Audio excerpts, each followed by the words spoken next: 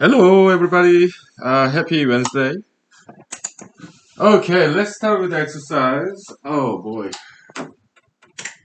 All right. Ah, yeah.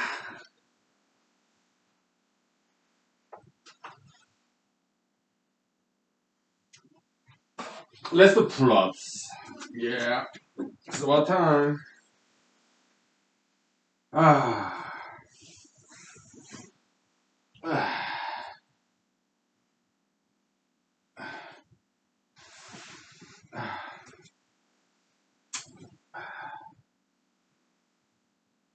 Oh well.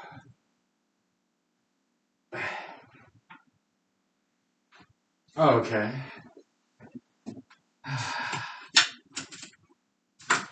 Ah.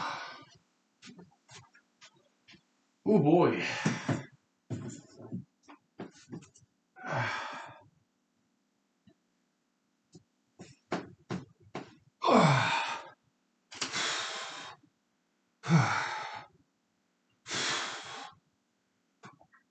Yeah.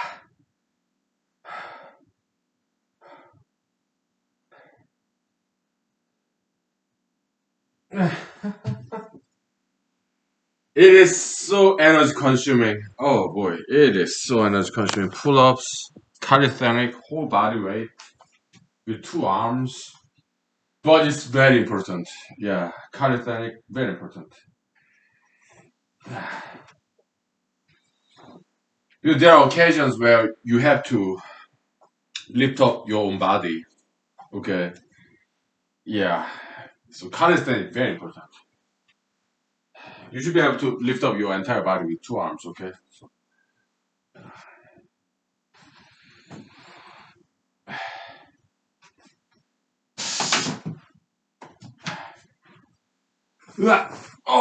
I'm sorry. Oh. Yeah, I cannot expose myself like that, right?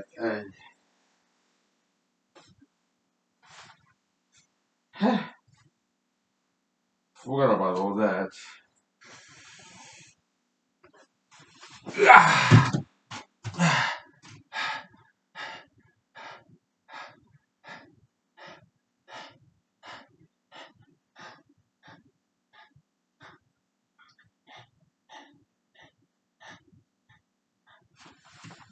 Ah. Phew, ah. Ah.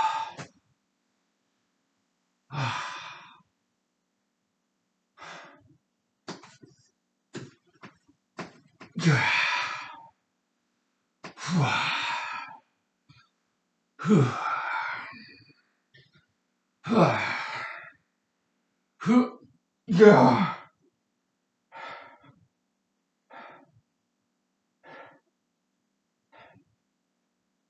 Ah. Ah. Hmm.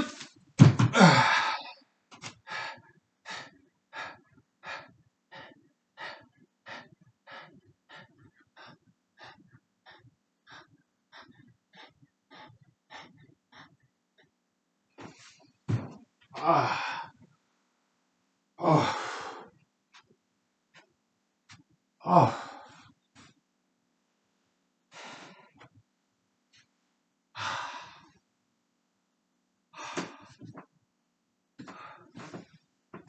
Yeah.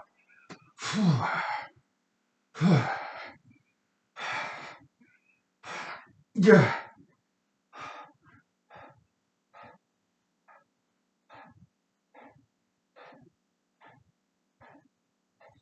All right. Oh. Now it's time for martial arts. Ah. Where are chopsticks?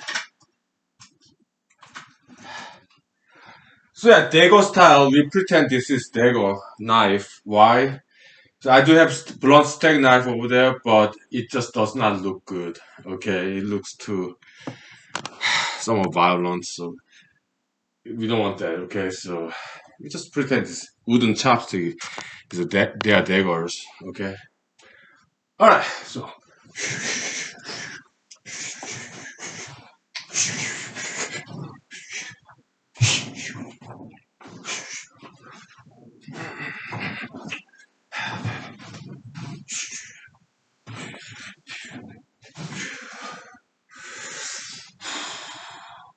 Okay. That's enough. We'll take 5 minutes. Great cardio. Martial arts.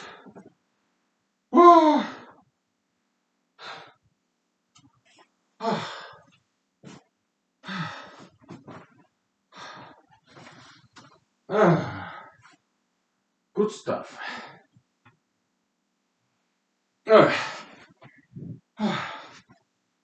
Whew.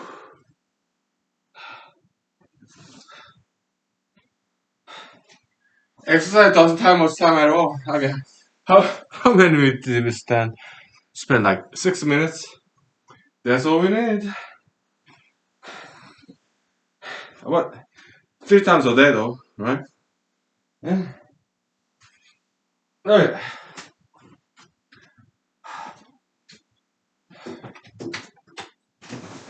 Woo. Woo.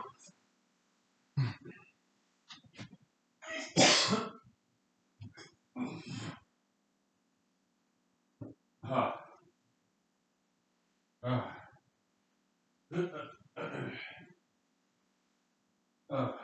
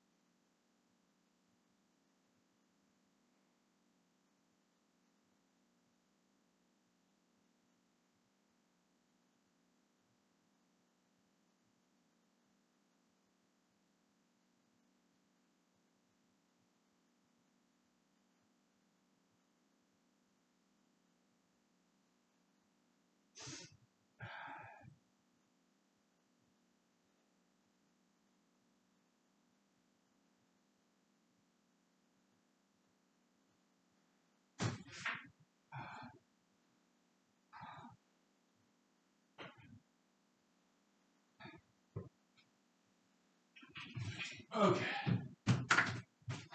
All right. Okay, that's good exercise.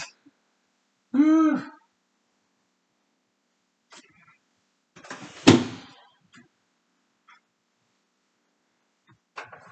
So moral of the story is we eat 3 times a day, right? Just like that, we need to exercise 3 times a day. But how long does it take for us to have a meal? Like 5, 10 minutes, right? Yeah, just like that. 5, 10 minutes each, exercise 3 times a day, right?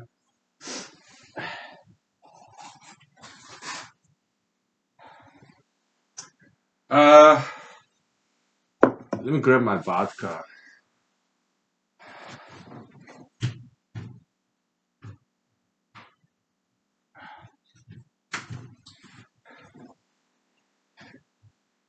Of course, like when I do exercise before I go to work, nowadays I only spend like 1 minute, maybe 5 minutes. I just do sit-ups. Why? Because I want to dry my hair, and also when I do sit-ups, I comb my hair with my fingers. Okay, yeah. So it takes. So I do sit-ups 4 ways: my supine, prone, and left side, right side. Okay, so how many reps? 15 reps each. So yeah, yeah. It was not necessary I opened this vodka yet, but yeah. Happy Wednesday, everybody. And yeah, of course I wrote after came back from work. Like yeah, I just got done with writing. That's my daily routine nowadays. Yeah, I come from work and I spend about an hour writing, or like 3 pages about yeah. So yeah.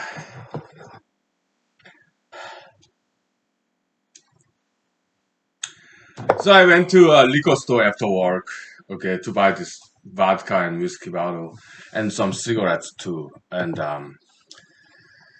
yeah, nowadays, other than work and calling my parents, maybe some social media, other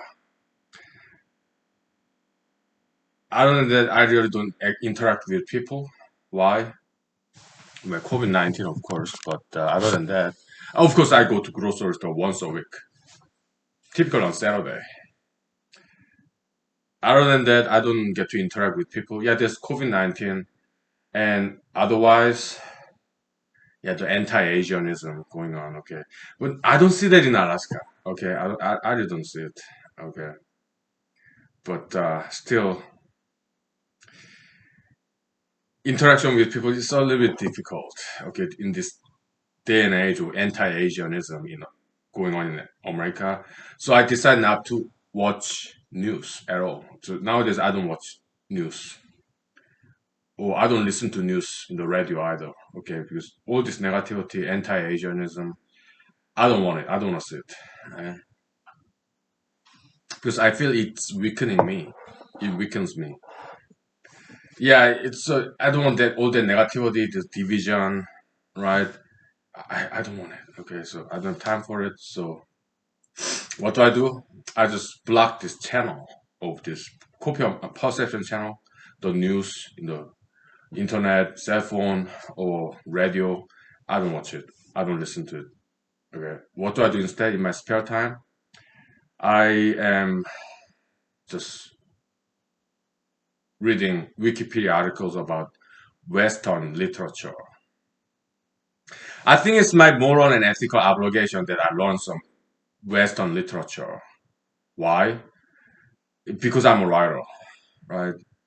And there have been very good writers who wrote things in English language, or maybe they wrote in German or Italian or French, Spanish. Maybe it got translated to English language, right?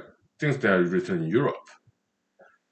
There are good stuff in there. So as a writer, I should learn good stuff developed by Western writers because I'm writing in English. Okay, so Yeah. Hmm? To pass the literary knowledge, literary skills, writing skills to the next generation. Okay, so that I can write better. So yeah, I think it's good. So we are taking advantage of this situation, right? Anti-Asianism. Yeah. So I don't spend any time reading news because I used to be addicted to news. I read news, spent way too much time, my spare time, reading the news because it's entertaining, right? And it's very easy because yeah, this is about information, facts, and some commentaries. But news articles, they tend to be mostly there are exceptions, but mostly they tend to be very shallow, right? But the kind of Western literature that withstood time and test of time and space, they tend to be very deep, right? Very deep thinkers. Yeah. So that's just Wikipedia. I'm not gonna buy any books or a Gutenberg project. They have actually full text in the internet, right? Or of course I can buy electronic version like Kindle, right? Ebooks. But I'm not doing that. It takes too much time to read a whole book. So I go to Wikipedia, learn about the writers' biographies and plus summaries. That's all. Okay. And some history about those days, eras, those Western writers lived in. Okay, it's great history lesson for me too. Okay, so basically I'm studying, and it's hugely entertaining. Okay, yeah. So yeah, news like my attitude is like I have read enough news for a long time, so I'm kind of fed up, jaded. Pretty much the same thing, right? So yeah, no more news. Okay, so for a while. I mean, next year I run for United States Senate. Then yeah, I have to start reading news articles because those are issues that I'll be talking about. Okay, in campaign trail, right? So, hmm? So yeah, in the news, yeah, there's too much negative copium, negativity. So I don't need any more negativity, okay? Because life is tough, right? Sorry about this. Life is tough, and I don't need any more negative copium. There is, okay? Because dealing with life is, I get enough dose of dosage of healthy dosage of negative copium, so I don't need any more from news. No,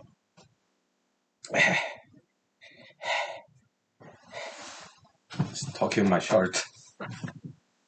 Yeah, so yeah, taking advantage of this day and age of negativity, which I shut down these news channels and studying history of Western literature, like poems, novels, screenplays, whatever. Right?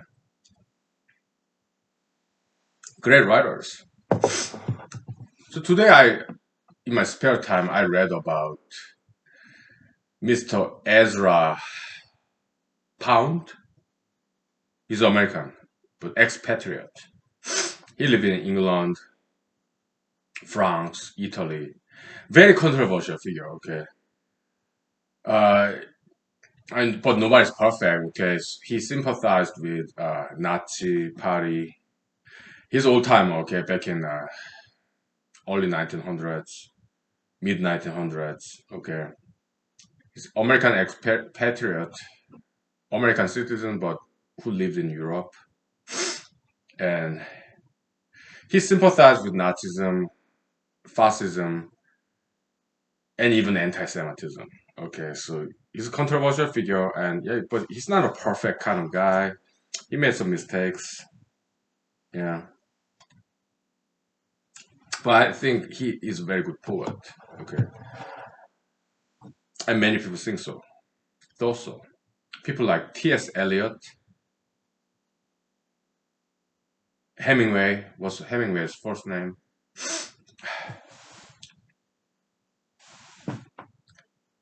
I don't know. I'm so new in this area, Western literature. What's Hemingway's first name? Such a shame, right? But I'm kind of new in this area. Okay, so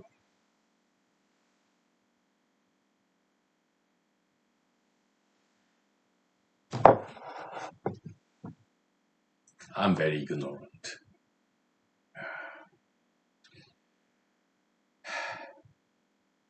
We'll take 5 minutes break. Okay, I'll grab my cell phone and look him up. Okay, Hemingway. I mean, for whom the toll rings, for whom the bell tolls, whatever. Or like, I don't know what other novels he wrote. For whom the bell tolls, I'm ignorant. Okay, so I'm learning it.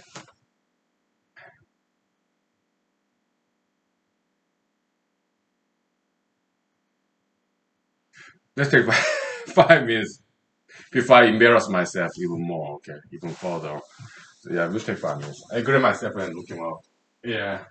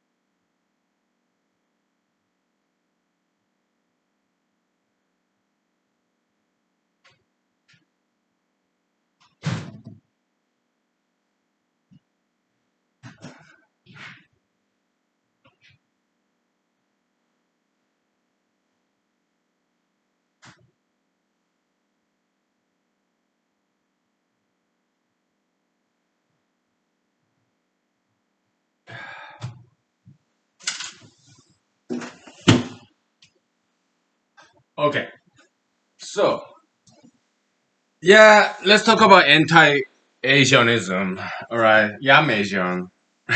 I like being an Asian. All right. To me, well, as a humanologist, it's like everybody gets their haircut. That's business, finance in business school, that kind of language.